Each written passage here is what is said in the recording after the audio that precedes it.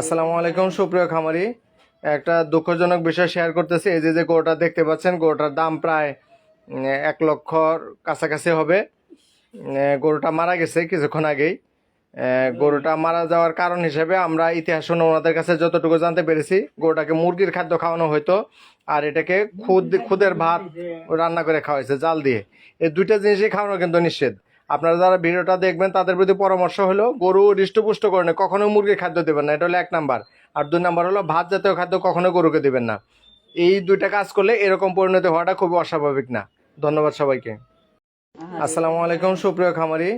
একটা দুঃখজনক বিষয় শেয়ার করতেছি। এই যে গরুটা দেখতে পাচ্ছেন, গরুটার দাম প্রায় 1 লক্ষর কাছাকাছি হবে। গরুটা মারা গেছে কিছুক্ষণ আগেই। গরুটা মারা যাওয়ার কারণ হিসেবে আমরা ইতিহাস শুনে ওনাদের কাছে যতটুকু জানতে পেরেছি, গরুটাকে মুরগির খাদ্য খাওয়ানো হতো, আর এটাকে খুদের ভাত রান্না করে খাওয়াইছে জাল দিয়ে। এই দুইটা জিনিসই খাওয়ানো কিন্তু নিষেধ।